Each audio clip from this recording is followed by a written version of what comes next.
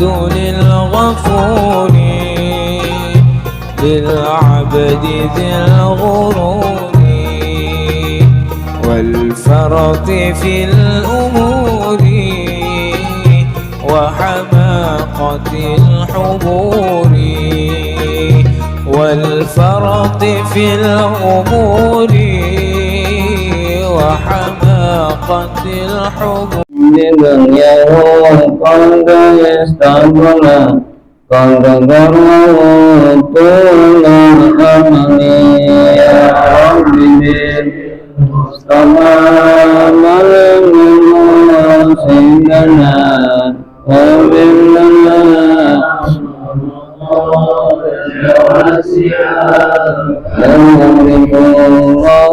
inna Allah fa'taqidu وبالدينان إيمانا وإشركون يا رب بالمصطفى مولانا سيدنا وبلنا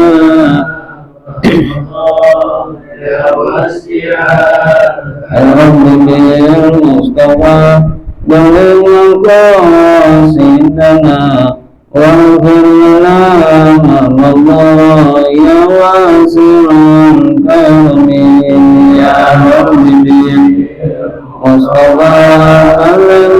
المقاصدنا واغفر لنا الله يا واسع الكرم اللهم صل وسلم وبارك عليه وعلى آله الفاتحة. أعوذ بالله من الشيطان الرجيم بسم الله الرحمن الرحيم الحمد لله رب العالمين الرحمن الرحيم مالك يوم الدين إياك نعبد وإياك نستعين اهدنا الصراط المستقيم صراط الذين أنعمت عليهم غير المغضوب عليهم ولا الضالين آمين. Bismillah summa alhamdulillah wassalatu wassalamu ala rasulillah أشهد أن لا إله إلا الله وحده لا شريك له وأشهد أن محمدا عبده ورسوله لا نبي بعده اللهم صل على سيدنا محمد وعلى آله وصحبه ومن والاه أما بعد فإن أصدق الحديث في كتاب الله وخير الهدي هدي نبينا محمد صلى الله عليه وسلم وشر الأمور محدثاتها وكل محدثة بدعة وكل بدعة ضلالة وكل ضلالة في النار. نوينا أن نعتكف في هذا المسجد ما دمنا فيه لله تعالى. Para jamaah kaum muslimin, jamaah musola Baitul Nur rahimakumullah, yang saya hormati keluarga kita Bapak Haji Jaswadi beserta pengurus, yang saya hormati pula Dewan Nadir Bapak Rizwan panggilannya ya Bang John biar akrab. Ada. Nah itu dia. Hah? Iya. Iya Nadira harus ada kepalanya. Yang saya hormati pula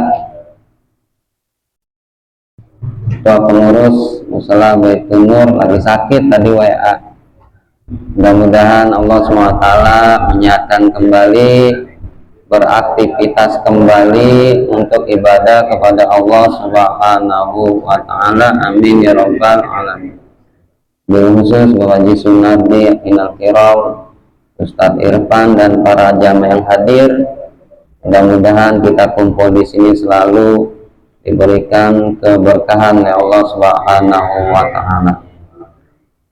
Kita mulai kajian bab nasihat dengan memanjatkan puja puji syukur kehadirat Allah Subhanahu wa Ta'ala.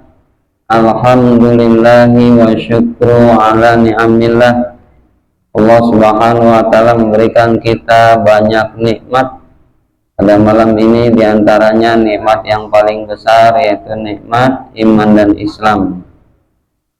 Salawat dan salam kita haturkan kepada Nabi Muhammad Sallallahu Alaihi Wasallam, tak lupa kepada para keluarganya, para sahabatnya, sampailah ke kita sekalian. Mudah-mudahan Allah Subhanahu wa Ta'ala memberikan kita istiqomah dalam beribadah, dalam menjalankan Al-Quran dan As-Sunnah dengan pemahaman para salafus sholih. Amin ya Rabbal Alamin. Halaman 10 kitab Nasilibat. Sekarang kita mengkaji nasihat-nasihat, yaitu halaman yang ke-10. Bismillahirrahmanirrahim. Wa qala al-musannif nafallahu bi'ulumihi fid darwin. Wal maqalatu saminatu, dan maqalah yang ke-8, nasihat yang ke-8, pelajaran hati yang ke-8. An Abi Hurairah radhiyallahu anhu, dari sahabat Abu Hurairah radhiyallahu anhu, asmuhu, namanya Abdurrahman bin Sakhrin, namanya Abdurrahman bin Sakhr. Abu Hurairah itu adalah, kalau bahasa Arabnya disebut tasghir, wajahnya puailun, hirun, ditimbang disamakan puailun, hurairun, saking gemarnya dikasih takmar butoh, hurairotun. Hirun, kucing. Hurairun, kucing biasa. Hurairotun, senang sekali sama kucing, disebut tasghir. Kalau dalam ilmu nahwu disebut tasghir. Nabi kita memberikan tasghir juga kepada istrinya, Umairah. Ahmaru, paling merah.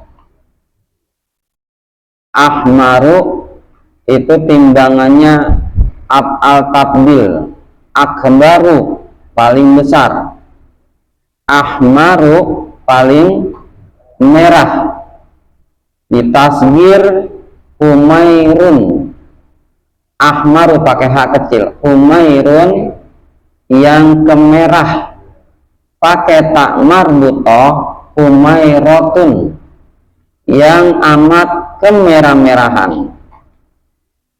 Tasghir itu penyebutan kepada seseorang yang dilihat senang dalam kebaikan, disebut tasghir. Nih, kalau kita mau manggil orang tasghir dibolehkan, tapi sesuatu perkara yang senang dalam kebaikan. Ada orang rajin ke masjid, nggak pakai motor, jalan terus, tasghir namanya. Ya zuhaibatun, wahai yang senang jalan. ditasgir. Tapi jangan mentasgir dijadikan pelecehan. Senang mancing di kali. Kali bahasa Arabnya naharun. Dia lagi bawa ini nih joran, ya nuhairotun, wahai yang tukang mancing di kali. Ya nggak bagus. Jadi panggil nama seseorang dalam kebaikan. Nabi ini senang karena sahabat Abu Hurairah itu senang sama kucing. Kemana-mana dia bawa kucing. Pas ngaji, duduk di majelis, kucingnya kayak semut ngebaur dari jubahnya pada keluar kabur. Pada loncat sahabat, kaget. Nabi senyum, diganti, ditasgir. Abdurrahman bin Sakhar ganti Abu Hurairah, bapaknya kucing. Asal muasal disebut Abu Hurairah. Nama aslinya Abdurrahman bin Sakhar. Beliau mengatakan annahu qala, bahwasanya beliau berkata, yang paling banyak dalam kitab Syiar wa Nubala mendapatkan hadis itu Abu Hurairah. Tapi banyak yang melecehkan dia, bukan melecehkan sih, kurang percaya. Tetapi keterangan dalam ilmu hadis, sahabat Abu Hurairah itu terbanyak merawikan atau mendapatkan hadis dari Nabi kita Nabi Muhammad SAW. Di antaranya ini qalan Nabi sallallahu alaihi wasallam, la bersabda Nabi Muhammad sallallahu alaihi wasallam, salasun, bermula 3 perkara, munjiyatun, yang 3 perkara itu menjadikan selamat. Kalau dalam domir, kalau ada 3 itu jamak. Kalau jamak itu kata sifat atau domirnya bisa hak, bisa jamak muannats salim.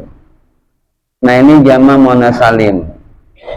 Munjiyatun ma jumi'a bi alifin watain mazidatain, tiap-tiap yang dikumpulkan bi alifin ada alif, watain ada tah, mazidatain itu penambah, munjiyatun alif sama ta.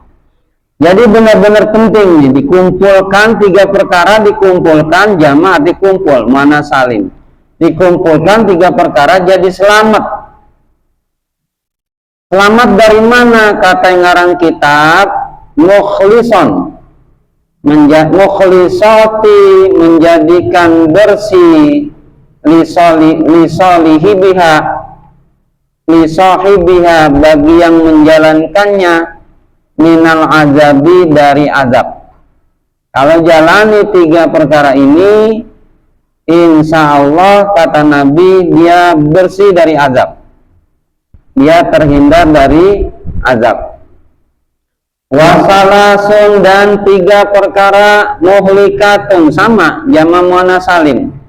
Kata Nabi, dan 3 perkara yang semuanya menjadi rusak. Ai muwaqi'atil li fa'iliha, terkena bagi yang mengerjakannya. Fil halaki, dalam kerusakan.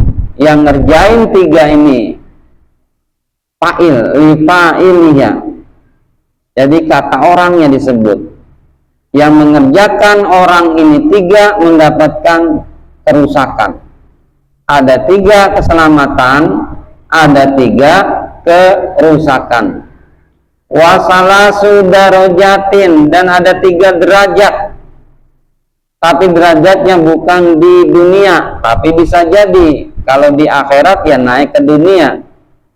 Ai manazilin fil akhirati, yang tempatnya derajat itu di akhirat.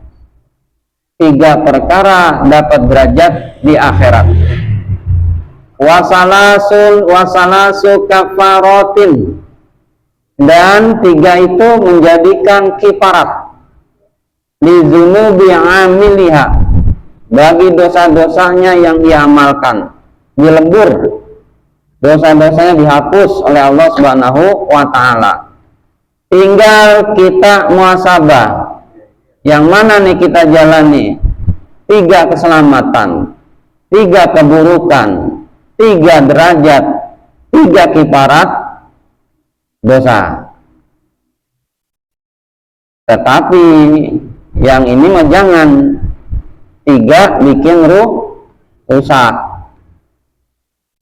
Amal munjiatu adapun beberapa keselamatan, yang 3 keselamatan. Kata Nabi, fakhosyatullahi ta'ala, ada rasa takut kepada Allah. Intinya begitu, takut kepada Allah. Ada rasa takut kepada Allah Ta'ala fisirri, baik dalam rahasia, wal alaniyati, dan terang-terangan. Tetapi Imam Syekh Nawawi mengatakan kudimas sirri, dahulukan rasa takut yang dalam sirri, rahasia, sepi, nggak ada orang.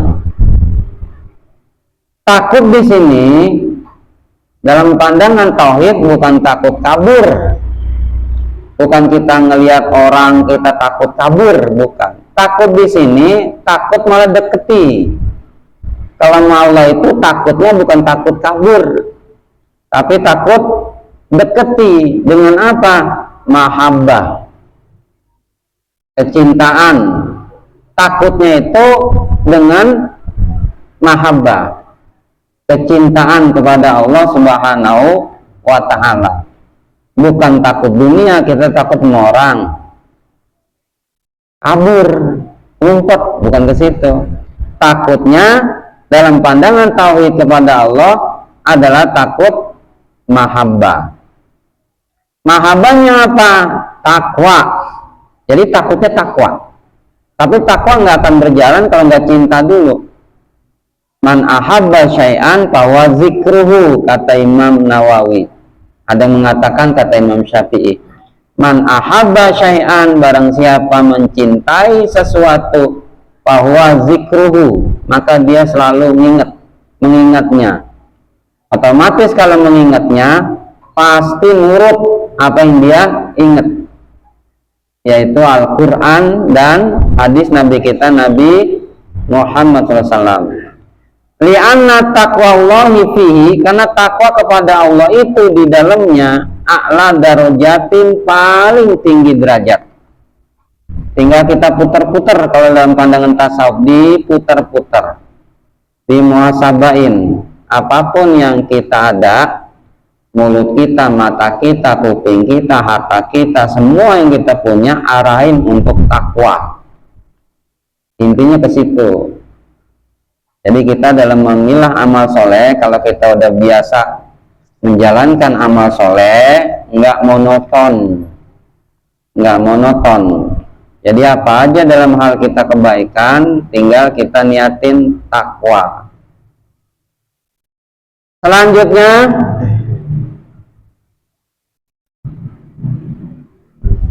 wal qasdu fil fakri wal bina. Ini yang kedua, agak mentok bagi diri kita. Keselamatan yang kedua, wal qasdu fil fakri. Ada maksud, ada keinginan untuk fakir. Wal gina, dan kaya. Jadi pengen fakir juga, pengen kaya juga. Berarti sederhana alias qanaah. Kalau pengen selamat, pengen fakir, pengen kaya.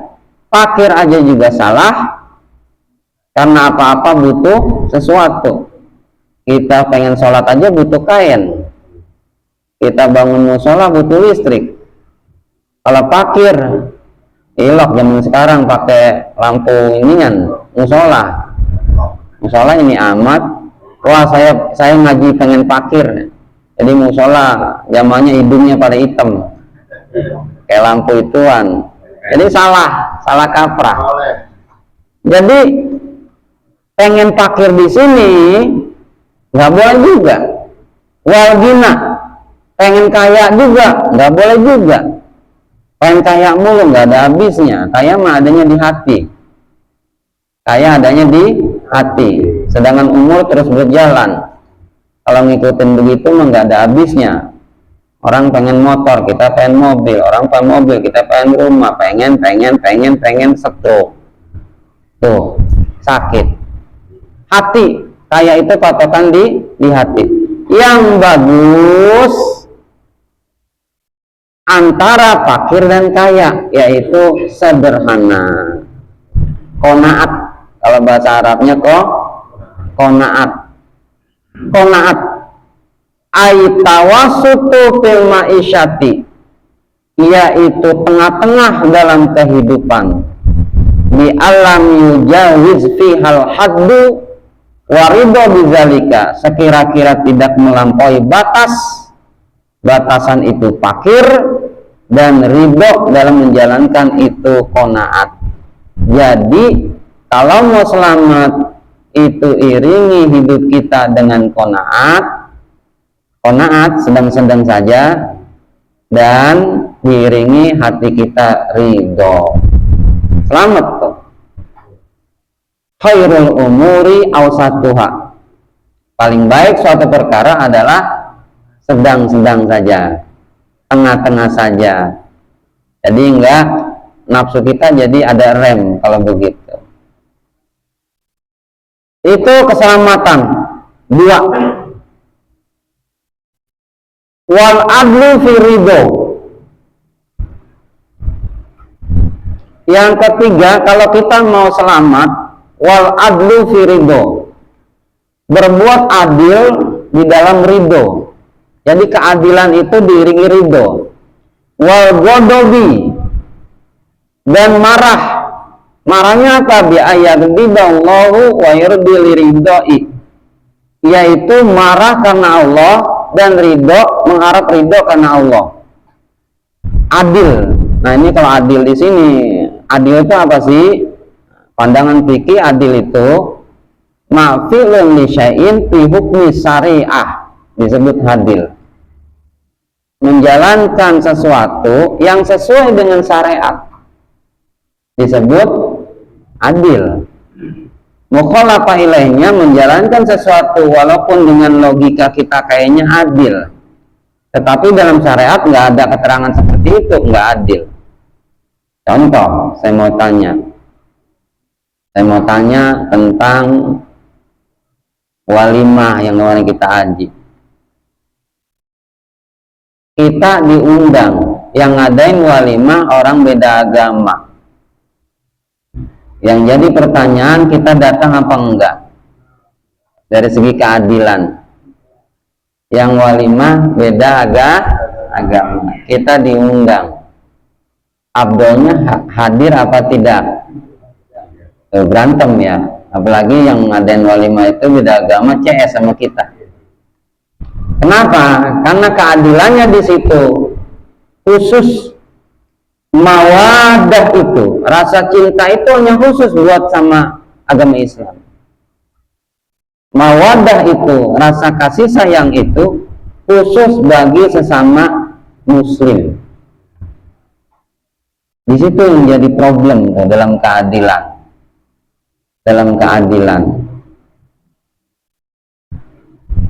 Selanjutnya, wa ammal muhlikatu, adapun kerusakan, yang 3 nih, bikin rusak. Apa itu?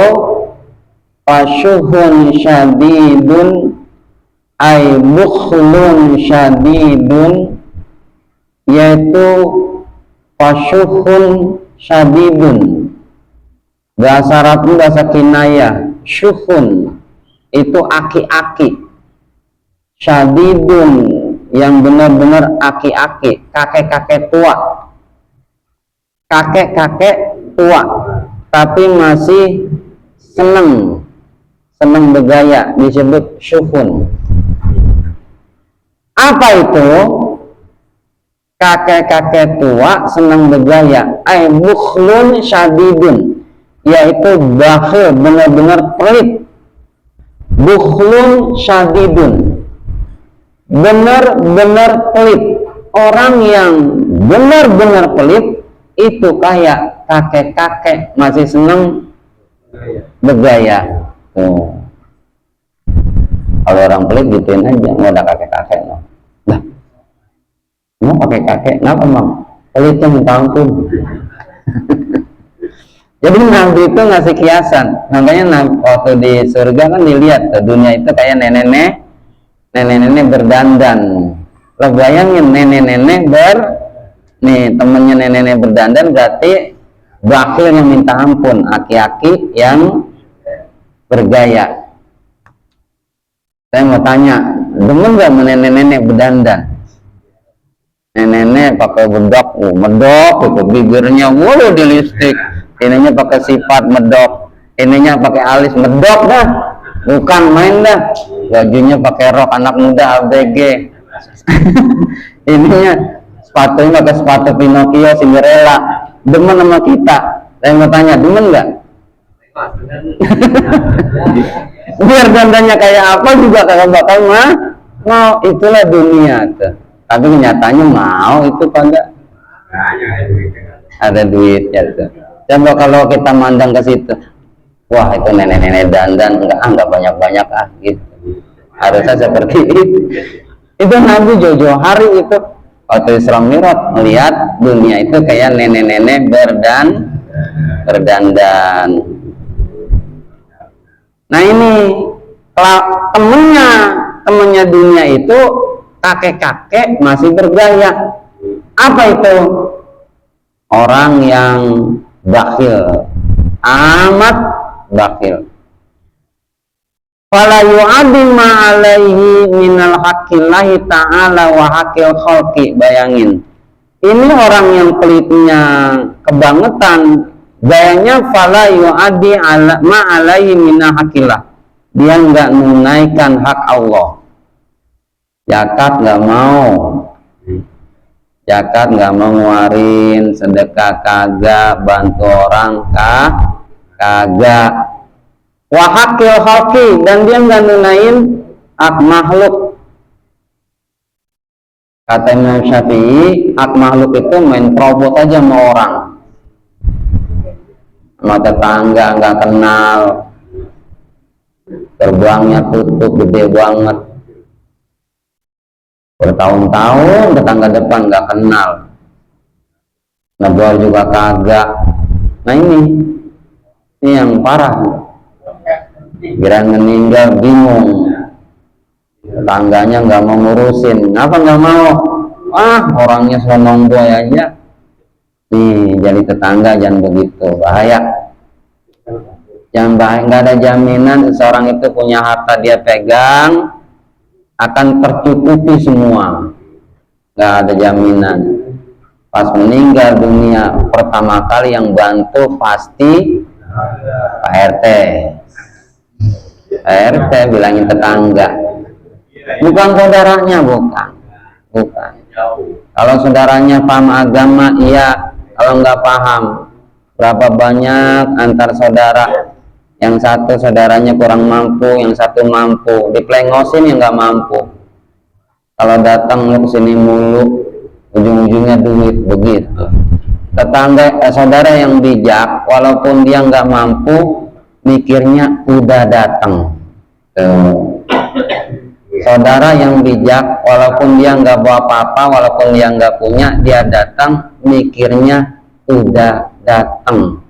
Berarti masih ada ikatan bukan itu-itunya. Kita kan kebanyakan begitu, kebanyakan diomongin dah, datang marimun paling minjem duit begitu. Nah inilah salahnya kita rubah. Selama saudara dia datang walaupun nggak bawa apa-apa, walaupun minta bantuan, kita lihat legowonya, oh dia datang, berarti masih ngaku, garis miring, berarti masih ngaku saudara gitu. Nah ini keterangannya tuh. Jadi orang yang kakek-kakek bergaya itu dia tidak menjalankan hak kepada Allah. Zakat nggak mau, sedekah nggak mau, wahakul kholki, dan dia nggak menjalankan hak makhluk, nafsi-nafsi. Nah ini bahaya bener. Ini rusak. Orang tersebut menjadi rusak. Padahal keterangannya Izal jarra bainahima, kata Imam Ghazali, apabila bertangga keduanya, min ahadihima fala tutahu alaihima, maka salah satunya pintunya jangan dikunci. Jadi kalau bertetangga umpama pintunya begini dua ngadep atau begini satu ada dua, apa kata Imam Ghazali? Yang satu jangan dikunci. Tanda apa? Tanda apa? Membaur. Ayo sih, ini kita ngobrol. Ini mah udah dikunci, pakai gerbang, pakai gembok, apa? Pakai bulldog, nggak ketemu, repot. Dan ini kenyataan. Saya ngurusin mayit di Masjid Uswatun Hasanah di sono. Perumahan ngurusin mayit itu. Di depannya itu dia mau berangkat kerja pakai mobil, ada meninggal di depan, nggak dipikirin, jalan aja udah, nggak ada yang ngangkatin. Bayangin perumahan, nggak ada yang ngangkatin, yang nolongin tetap aja tukang bakso. Saya keluar ke jalanan, tolongin Pak, mas tolongin angkatin tuh mayit, saya yang nolongin, tukang bakso. Tuh, bayangin, saya ngambil pelajaran bahwa ternyata ini ketahuan ini perumahan di situ nafsi nggak saling kenal mah kenal, cuman begitu aja mandangnya status sosial, bukan mandangnya saling tolong menolong. Lah bayangin dari antara perumahan itu ke dalam sampai keluar ada kurang lebih 10 meter. Jalan raya itu, Kang Baso saya panggil, Kang Baso, Pak bantuin. Tuh tukang baso lagi dagang. Kalau dia mikir ekonomi, ngapain bantuin? Ntar ada yang beli, nggak ada yang layanin. Gara-gara ngurusin depan mobil, ada yang meninggal, jalan aja. Tuh. Mendingan jadi tukang baso.